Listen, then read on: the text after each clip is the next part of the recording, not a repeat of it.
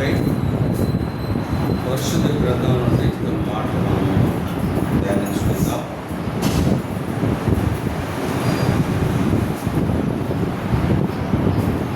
మొదటి సమూయేలు గ్రంథం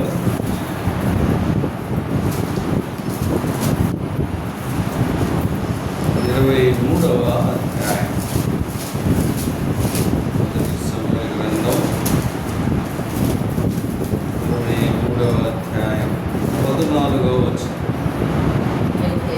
అయితే దావీదు అరణ్యములోని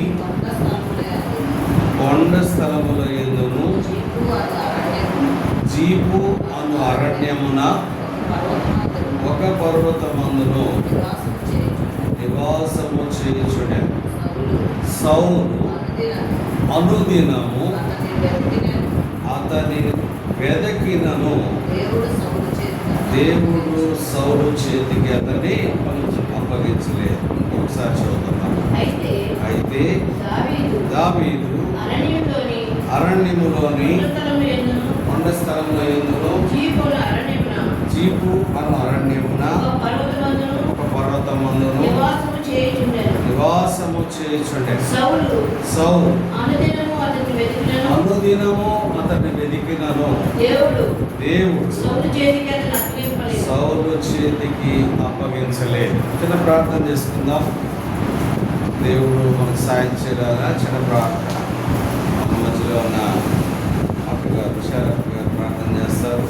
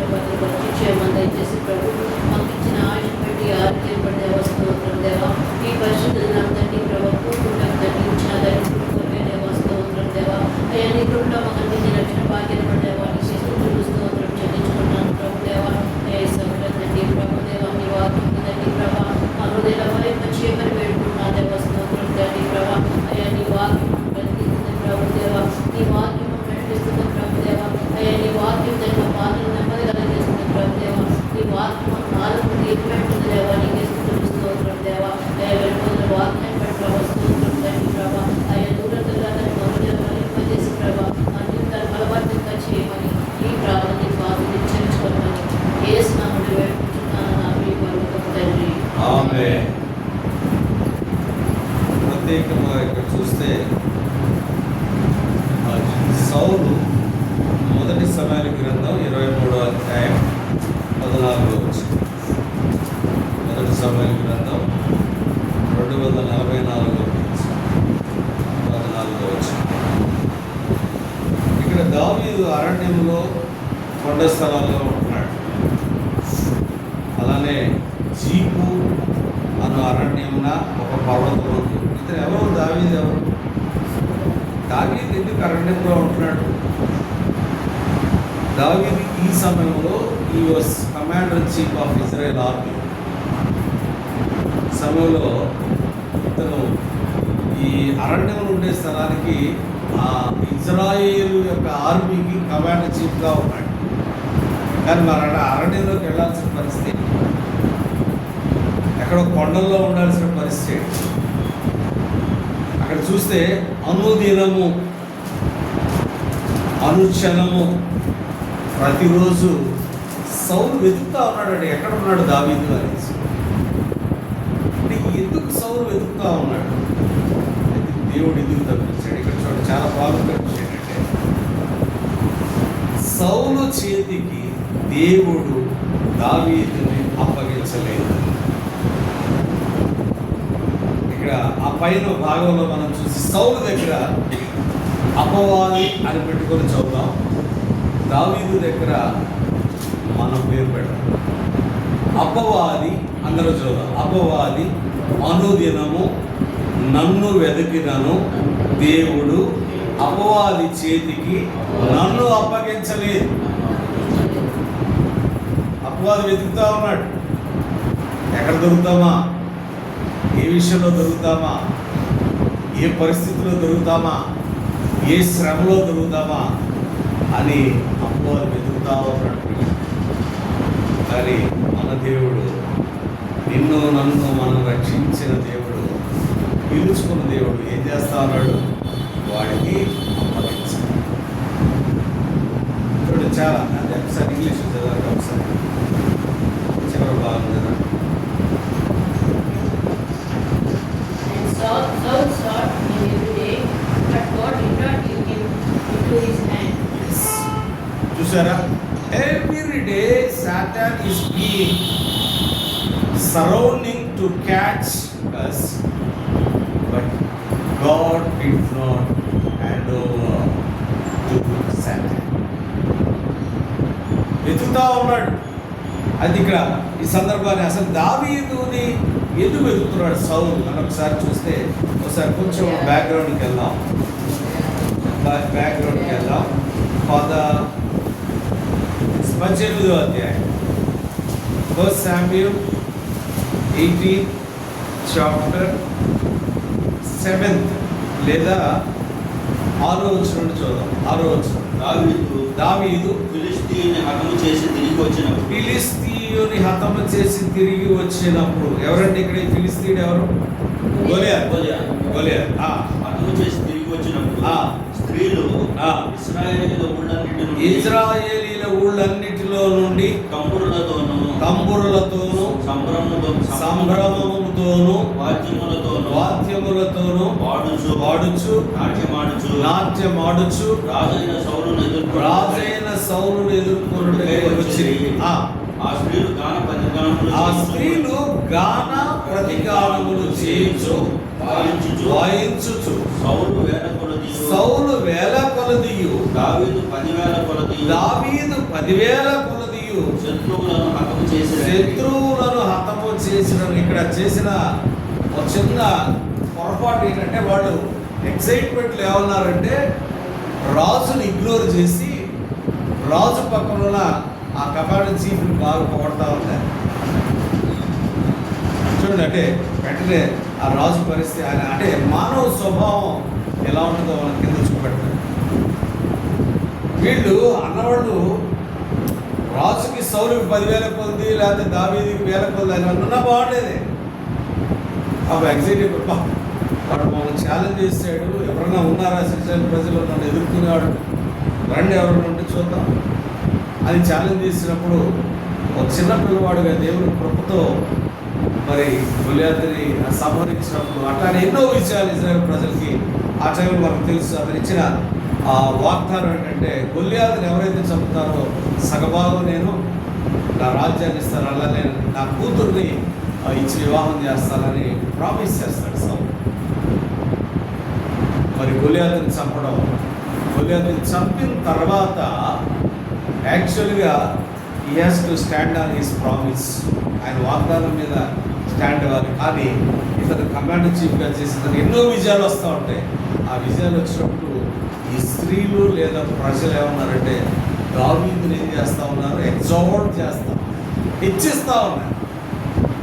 చూడండి ఆ నెక్స్ట్ వాక్యం, ఆ మాటలు సౌలునకు ఇంపుగా ఇంపుగా లేవట. అతడు బహుకోపము తెచ్చుకొని వారు దావీదునకు 10,000 కొలది అని నాకు 1,000 కొలది అని స్తుతులు పాడిదే రాజ్యము తప్ప మరి ఏమి అతడు తీసుకొనగలడు అనుకోలేను. నాట నుండి సౌలు దావీదు మీద విషపు చూపు నిలిపాను. చూసారా ఎందుకు వచ్చింది ఇది?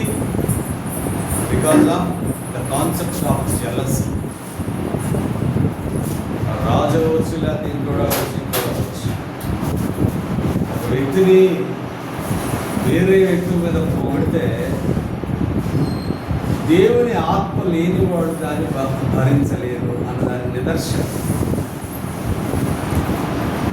ఇక్కడ సేవకుల విషయాన్ని దగ్గరకు తీసుకొస్తుంది. ఒక సేవకుడు ముందు ఇంకో సేవకు ఆ సేవకుడు స్పీచ్ బలేస్తాడు, మెసేజ్ బలేస్తాడంటే అని అనంటే ఒక మాట ఎలా ఉంటుంది? చెడిపోయిన తర్వాత ఉండదు నీకు. అంతేనా? మనిషి స్వభావం అంతే.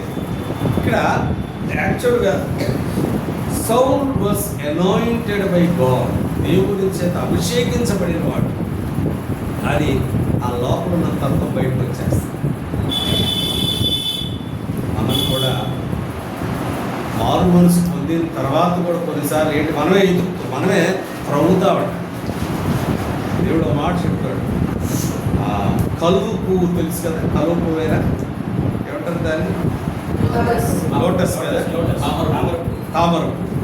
అది ఎక్కడ ఉంటుంది కదా, బురదలోనే ఉంటుంది. కానీ బయటికి మాత్రం ఎలా ఉంటుంది? చాలా ప్లెజెంట్గా, తెల్లగా, చక్కగా ఉంటుంది.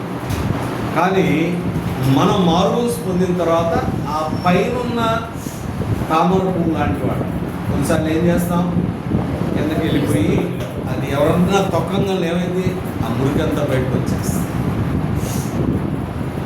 కాబట్టి మనం కూడా ఏంటంటే కొన్నిసార్లు ఆ తామర పువ్వు లాంటి స్వభావం కలిగిన మనం ప్రాచీన స్వభావాన్ని మనం తవ్వుకుంటూ ఉంటాం. మనమే తవ్వుకుంటాం. వేరే వాడు సౌలు ఎవరో చెప్పారే అలా అనుకుంటూ వాడు ఏదో ఉంటాను అని అన్నారా సౌలుతో? ఎవరు అనలేదు.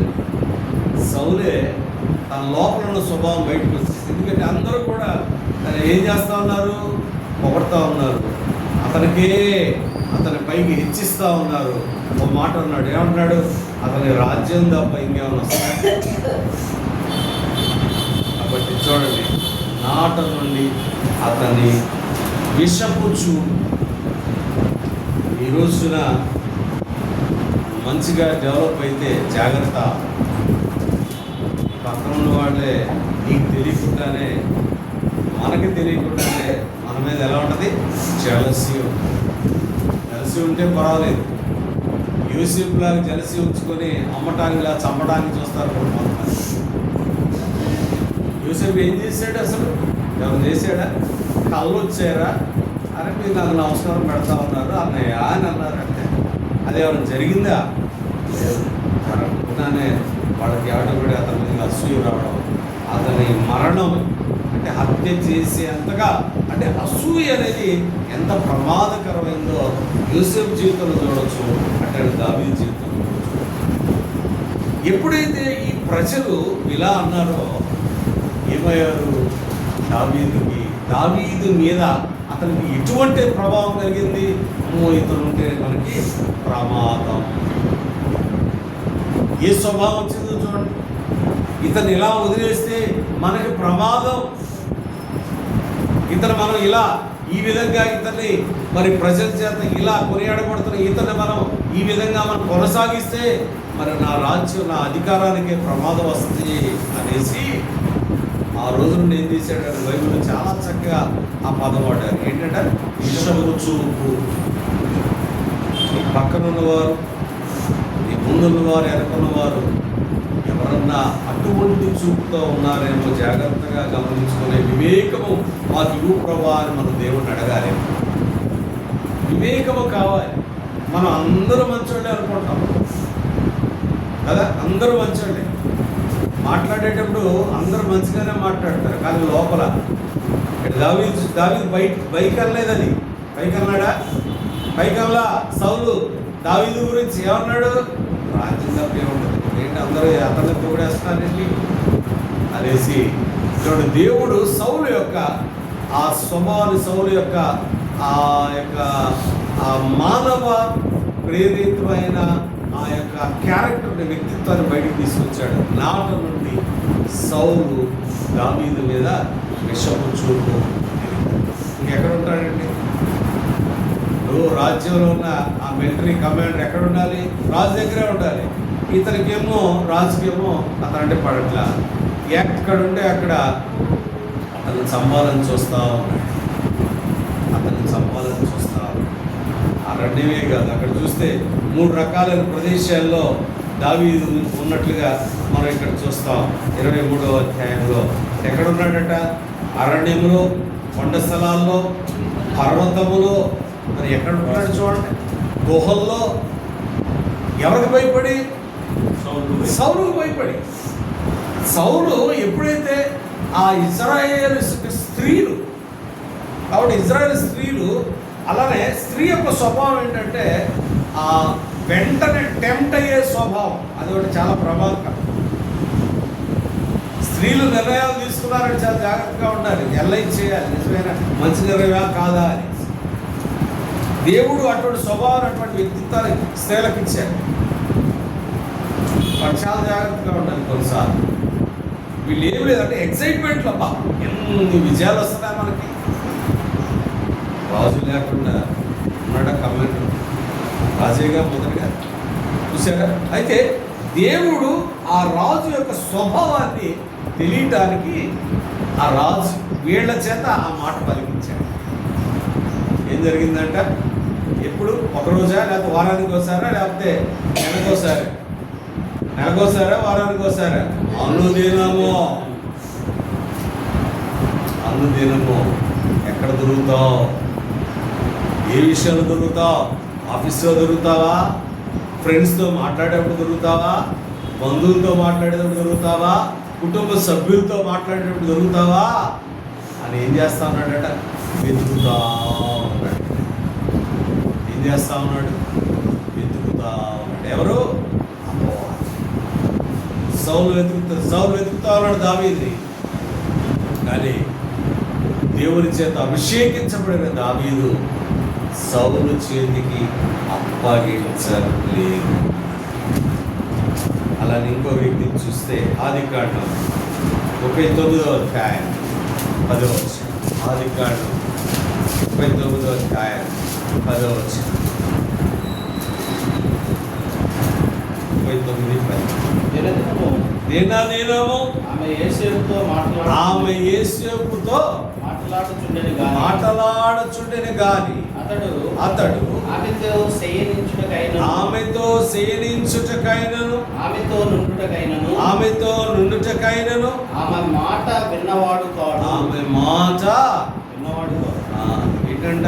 వారానికి ఒకసారి నెలకొకసారి దినదినము చూడటంతో అడుగుతా ఉంది. ఎంతసేపు పాపం చేద్దాంరా అని. పాపం చేస్తే మనల్ని ప్రశ్నించేవాళ్ళు ఎవరు లేరు. మనమే అధికారులం, మనమే నాయకులం, మనమే పరిపాలకులం. రా పాపం చేద్దాంరా అని ఒకరోజు కాదట, దినదినము మరి ప్రేరేపించబడతా ఉంటే యోసేపు దేవుని యొక్క కృపను బట్టి దాని నుండి తప్పించబడ్డాడు. ఇట్స్ ఎ మ్యాటర్ ఆఫ్ పాపం చేయడానికి it's a fraction of second. దావీదు పాపము చేయటం వలన తన జీవితాంతం శపించబడ్డాడు. దాన్ని గమనిస్తే తర్వాత ఆ పాపాన్ని ఒప్పుకున్నా కానీ శిక్ష ఏమండి శిక్ష అనుభవించాడుగా. మన బైబిల్ స్టడీలో చూస్తున్నాం 3వ అధ్యాయ కీర్తన 3:4లో చూస్తే అబ్షాలోము అనే తన సొంత కుమారుడు తన మీద తిరుగుబాటు చేసి తనకు ప్రశాంతత లేకుండా చేశాడు. ఎంతో బాధపడతా ఉన్నాడు. ప్రభా నా శత్రువులు నన్ను చుట్టుముట్టారు, అయ్యా నాకు ఊపిరి ఆడట్లేదు, అయ్యా మీరే నాకు సాయం చేయండి అని అంటా ఉన్నా కానీ ఆ ప్రియమైన దేవుని బిడ్డారా, మరి అక్కడ దావీదు యొక్క పరిస్థితి చూసి భయంకర పరిస్థితి. దీనివల్ల పాపం చేత చిక్కుకున్నాడు. కానీ దేవుడు మరి కొన్ని సందర్భాల్లో మనం చూస్తే సాతానికి లేదా సౌలుకి అప్పగించుకుంటా ఉన్నాడు. కానీ అది మాత్రం ప్రయత్నం చేస్తా ఉంది. యోసేపు కూడా అదే పరిస్థితి. వీళ్ళందరూ కూడా సామాన్యమైన వ్యక్తులు కాదండి. దావీదు కానీ యోసేపు కానీ మరొక సంసోను కానీ తర్వాత ఇంకా కొంతమంది మనకి రాజుల్లో చాలామంది ఉన్నారు. భయంకరమైన మనుషులు, భయంకరమైన సొలొమోను గారు సామాన్యమైన వ్యక్తులుగా దేవుని చేత అభిషేకించబడి దేవుని కృపలో వాళ్ళు పరిపాలన చేస్తూ ఉన్న వ్యక్తులు. ఆ సమయంలో దేవుని బిడ్డారా, మరి దేవుడు ఎవరిని కూడా విడిచిపెట్టేవాడు కాదు, ఎవరు కూడా తృణీకరించేవాడు కాదు. కాబట్టి చాలా జాగ్రత్తగా గమనిస్తాం. ఏంటంటే మరి దావీదుని సౌలు చేతికి అప్పగించని ప్రభు నిన్ను నన్ను మనలను అపవాది చేతికి అప్పగించాడు. ఐగుప్తులను తప్పించాడు కాబట్టి ఈరోజు మనం ఇక్కడ ఉన్నాం. యోసేపు పరిస్థితి కూడా అంతే. అసలు వీడు ఎలా ఉన్నాడు, ఏం చేస్తున్నాడు చూడండి. ప్రకటన గ్రంథం 12వ అధ్యాయం, ప్రకటన గ్రంథం 12వ అధ్యాయం 12వ వచనం చూద్దాం.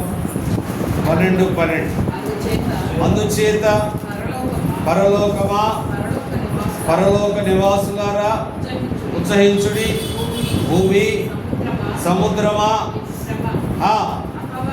అపవాది తనకు సమయము కొంచెమే అని తెలుసుకొని బహు క్రోధము గలవాడే. తెలిసిపోయింది అపవాదికి, కొంచెం సమయం ఉంది, ఈ కొంత సమయంలో నేను ఎంతమందిని కావాలంటే అంతమందిని నాశనం చేయాలి, ఎంతమంది కావాలంటే అంతమందిని దేవునికి దూరం చేయాలి, ఎంతమంది కావాలంటే అంతమంది నేను నరకానికి పాత్రగా చేయాలి, పాతాళానికి అర్హులుగా చేయాలని దాని ప్రయత్నం ప్రతిరోజు ప్రతిదినం అది ప్రయత్నం చేస్తానే ఉంది. ఈరోజు నిన్ను మనం కూడా ప్రయత్నం చేస్తానే ఉంది. కానీ దేవుడు మనల్ని తప్పించి ఆ రక్షణ అని ఆ వస్త్రంతో మనల్ని నింపడం ద్వారా, ధరింప చేయటం ద్వారా, నా ప్రియమైన దేవుని పెట్టారా ఏం జరిగింది ఇక్కడ? మనకేమైంది? తప్పించబడ్డా. ఎవరి చేతి నుండి? సాతాను చేతి నుండి. అంటే 9వ వచనం చదువు ఒకసారి. కాగా సర్వలోకమును మోసపుచ్చుచు అపవాది అనియు సాతాననియు పేరు గల ఆది సర్పమైన మహా ఘట సర్పం పడద్రోయబడెను. అది భూమి మీద పడద్రోయబడెను, దాని దూతలు దానితో కూడా పడద్రోయబడెను.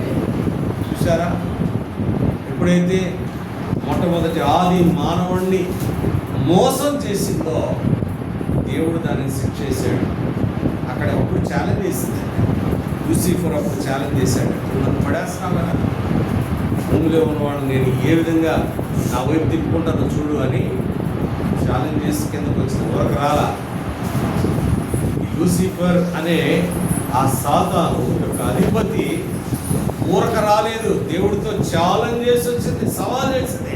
చూసుకో, నేను ఎంతమందిని నా అధికారం కిందకి నేను తీసుకొస్తున్నాను, తెచ్చుకుంటాను చూడు అనేసి ఏం చేస్తా ఉంది? సమయం కొంచెమే ఉంది, సమయము కొంచెమే ఉంది.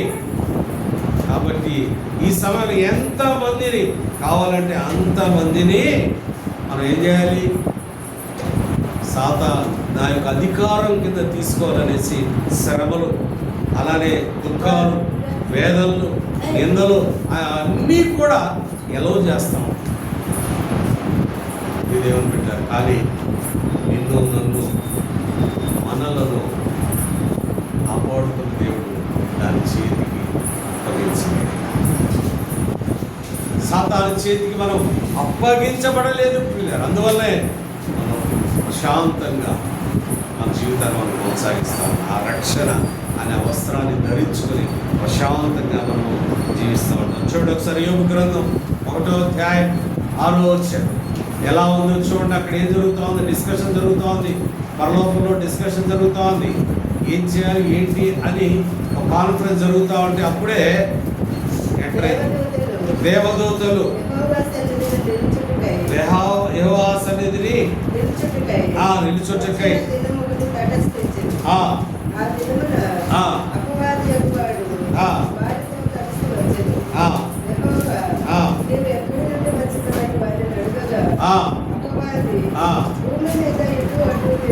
భూమి మీద ఇటు అటు తిరుగులాడుచు దేన్ని వదిలిపెట్టట్లేదు, సముద్రాలు వదిలిపెట్టట్లేదు, ఖండాలు వదిలిపెట్టట్లేదు. ఎన్ని ఖండాలు ఉన్నాయో అన్ని ఖండాలు ఉన్న మనుషులు గురించి ఆలోచిస్తూ ఉంది. ఎవరన్నా దొరుకుతారా, నా బిడ్డలుగా నేను చేసుకోవాలి. నిజంగా the effort being done by Satan is wonderful అన్నమాట. అపవాది చేస్తున్న ఆ క్రియలు చూస్తే నిజంగా మనం ఆశ్చర్యపోదు. ఎందుకంటే అంత కమిటెడ్గా వర్క్ చేస్తాయి. సాతాను యొక్క అనుచరులు కానీ వాళ్ళ యొక్క ఆలోచన విధానంగా అంత కమిటెడ్గా చేస్తారు. కానీ దేవుని బిడ్డలు మాత్రం చేయరండి. ఇక్కడ ప్రాబ్లం అదే. యెహోవా సాక్షులను ఒక మాట వినుంటారు కదా, తెలుసు కదా, వాళ్ళు ఎంత వర్క్ చేస్తారో తెలుసు. ఎంత వర్క్ చేస్తారు. మేము పోస్టల్ కాలనీలో ఉన్నామా, పోస్టల్ కాలనీలో మేము ఉంటాడు ఒకసారి చర్చికి పోయొచ్చాము. చర్చికి పోయి రాగానే వాడు వచ్చారు, మా ఏంటి మీరు చర్చికి వెళ్తారు ఏంటి ఇదని కూర్చొని క్షేమ సమాచారాలు చిన్నంగా లైన్లో చేస్తాం. వేసే లేదు, వేసే దేవుడు కాదు, వేసే ప్రవక్తే కాదు, అసలు మీరేంటి తప్పుడు విధానం పెడతా ఉన్నారు. నిజంగా how committed the people of Saturday ఒక్కోసారి మనం నిజమే కదా అనిపిస్తుంది. మనం అది చూపిస్తారు, ఖచ్చితంగా చూపిస్తారు. చూసారా, ప్రతి డోర్ నాక్ చేస్తారు అండి. అంటే ఎంత కమిటెడ్. నేను ఎందుకు చెప్తున్నానంటే ఇటువాడు తిరుగుతా అది తిరుగుతాను, ఎక్కడ దొరుకుతారు, ఏ విషయంలో దొరుకుతారు. కొంతమంది ఊరగానే పడిపోతారు, ఊరగా వచ్చేస్తారండి రేపటి నుంచి అని అనేసి. మొన్న ఫస్ట్ వీక్ వచ్చినప్పుడు ఒకరు వచ్చారు కదా సోదరి, అడ్రస్ కూడా తీసుకుంది, గుర్తుందా ఇక్కడ. కాబట్టి ఏంటంటే అపవాది ఏం చేస్తారంటే మనం ఏదో విధంగా ప్రలోభం చేసి సత్యానికి దూరంగా చేయాలని అది ప్రయత్నం చేస్తాం. అయినా కానీ నీవు నేను మనము నమ్ముకున్న దేవుడు ఆయన ఎవరు? సజీవుడు, యథార్థమైన వాడు, నిన్ను నన్ను కాపాడుతూ ఉన్నవాడు. ఇంకొక విషయం చూస్తాం ఒకసారి. న్యాయాధిపతులు 16 మనకు అందరికీ తెలిసిన విషయమే. ఇద్దరు జీవితాలను చూసాం మనం. దావీదేమో తప్పించబడ్డాడు,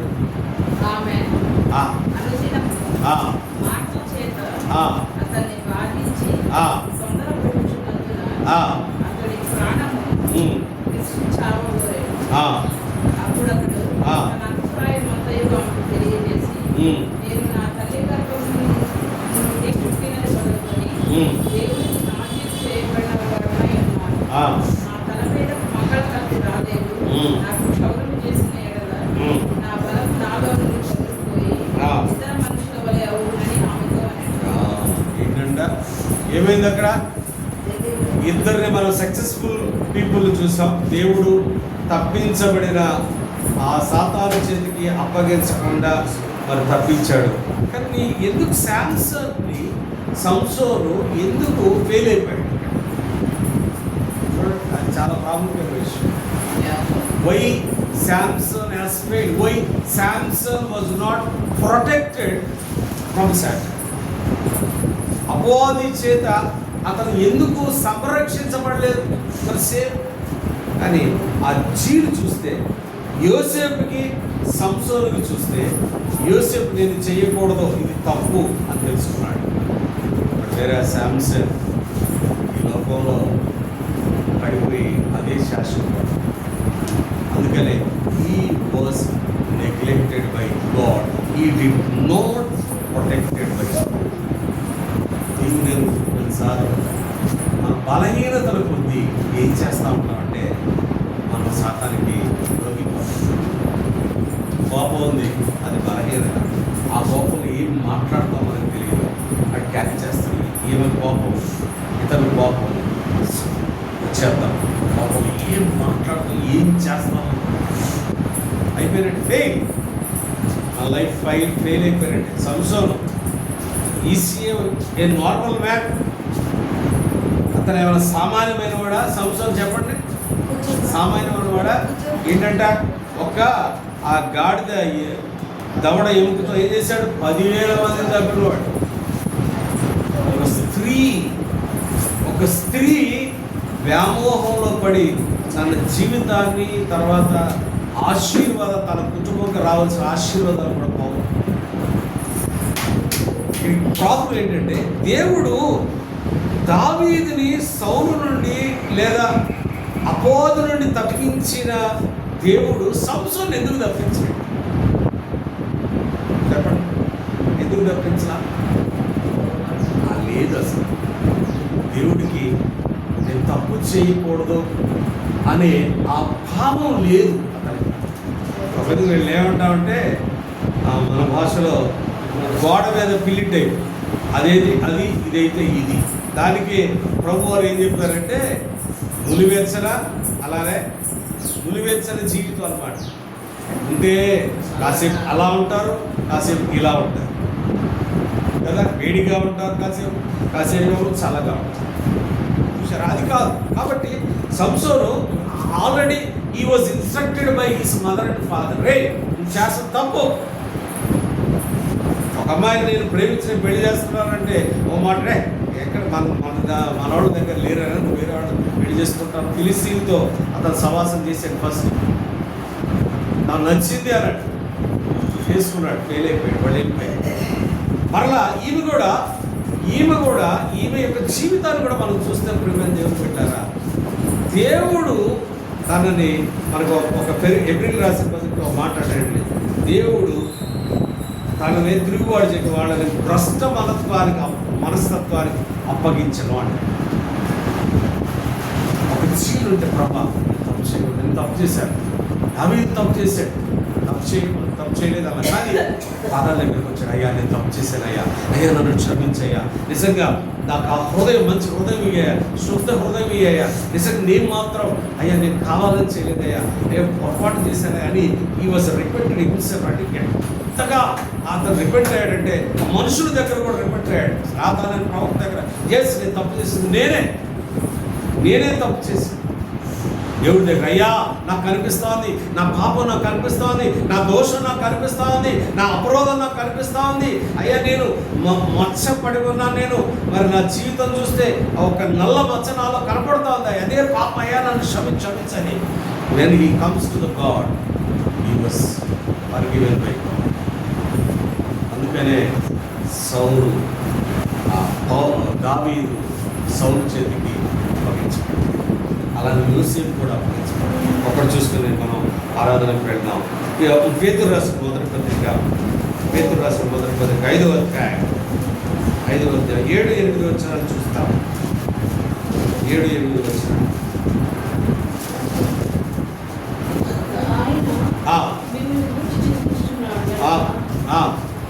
మీ చిత్త యావత్తు ఆయన మీద వేయుడు, ఎత్తరమైన బుద్ధి గలవారై వెనుకగా ఉండేది. నీ విరోధైన అపవాది గర్జించి సింహం వలె ఎవరిని వెలుగుతున్నా అని వెలుగుతూ తిరుగుతున్నాడు. ఎలా ఉన్నాడంట? ప్రకటన గ్రంథంలో ఎలా ఉన్నాడు? బహు క్రోధము కలిగిన వాడు. యోగు గ్రంథంలో ఎలా ఉన్నాడు? అటు ఇటు తిరుగుతాడు, ఎవరు దొరుకుతారా పట్టేసుకుందామా అనేసి. ఇక్కడ ఎలా ఉన్నాడంట? గర్జించు సింహం వలె బహు క్రోధం గలవాడై. ఎంతమందిని మనం దేవునికి వ్యతిరేకమైన జీవితంలో పంపిద్దామని ఎదురు చూస్తూ ఉన్నాడు. అటువంటి అపవాది చేతిలో నుండి నిన్ను నన్ను తప్పించినది. ఎందుకంటే ఏం కావాలి? ఈరోజు మనం ఇక్కడ ఉన్నామంటే ఆయన తప్పించడంలో మనం ఇక్కడ ఉన్నాం. లేకపోతే ఒక సంసోన్లాగా, ఒక సొలొమోనులాగా రాజుల గ్రంథం ఒకటి చదివితే almost 90% of Kings of Israelites and as well as జూడ్స్ they culprit. వాళ్ళందరూ కూడా దేవునికి వ్యతిరేకమైన జీవితాన్ని జీవించారు. చాలా కొద్దిమంది రాజు, దాంట్లో మనకి హిజ్కియా కానీ యెహోషాపాతు కానీ కొద్దిమంది రాజులే అది అలా ఉన్నారు. అప్పుడు ప్రియమైన దేవుని సాతాను చేతికి అప్పగించుకున్న మనం తప్పించిన దేవుడిని హృదయపూర్వకంగా ఆరాధన చేస్తున్నాం. అమ్మ ప్రార్థన